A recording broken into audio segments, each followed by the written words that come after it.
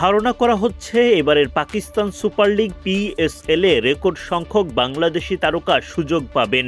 চলতি মাসেই বসতে যাচ্ছে পিএসএল 2026 এর প্লেয়ার নিলামের আগেই অবশ্য কোটি কোটি রুপির খেলা শুরু হয়ে গেছে সেখানে।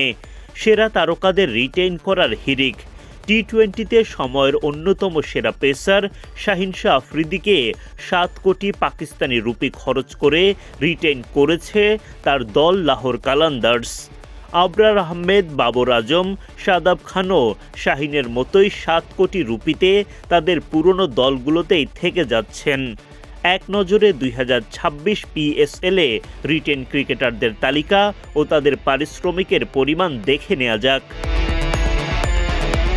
লাহোর কালান্দার্স দিয়েই শুরু করা যাক। যেমনটা আগেই বলা হয়েছে, 7 কোটি পাকিস্তানি রুপিতে লাহোরেই থেকে যাচ্ছেন শাহিন শাহ আফ্রিদি। নিজেদের অধিনায়কের ওপর আবারও আস্থা রেখেছে কালান্দার্স ফ্র্যাঞ্চাইজি। জিম্বাবুয়ের অলরাউন্ডার সিকান্দার রাজাকে ধরে রাখতে লাহোর কালান্দার্সের খরচা হচ্ছে 2.8 কোটি রুপি। আবদুল্লাহ শফিককে 2.2 কোটি রুপি ও মোহাম্মদ নাইমকে 70 লাখ রুপিতে ধরে রেখেছে লাহোর কালান্দার্স। কোয়েটা গ্ল্যাডিয়েটর্স সবচেয়ে বেশি অর্থ খরচ করেছে আবরার আহমেদকে ধরে রাখতে। 7 কোটি রুপি পাচ্ছেন তিনি। কোয়েটা দ্বিতীয় সর্বোচ্চ 5.6 কোটি রুপি পারিশ্রমিক দিচ্ছে উসমান তারিককে।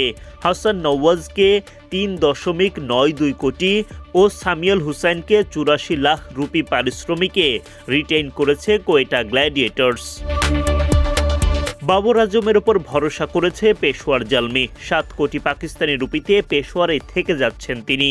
পেশোয়ারের রিটেইন তালিকায় আরও আছেন 4.48 কোটি রুপির সুফিয়ান মুকিম, 2.8 কোটি রুপির আব্দুল সামাদ এবং 1.96 কোটি রুপির আলী রাজা।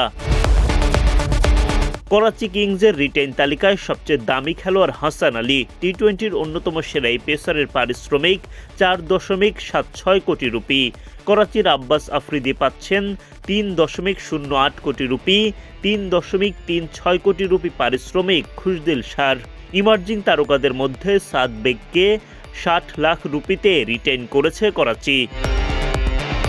ইসলামাবাদ ইউনাইটেড শাদাব খানকে রিটেইন করেছে 7 কোটি রুপিতে।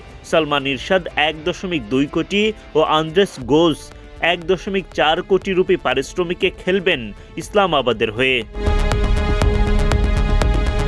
এবারের পিএসএল-এর রিটেইন তালিকায় নেই কোনো বাংলাদেশির নাম, তবে নিলামে একাধিক টাইগার ক্রিকেটার নিশ্চিতভাবেই দল পাবেন। আগামী 11 ফেব্রুয়ারি অনুষ্ঠিত হবে পিএসএল-এর পরবর্তী আসরের নিলাম, যেখানে আলাদাভাবে নজর থাকবে বাংলাদেশের ক্রিকেট প্রেমীদের।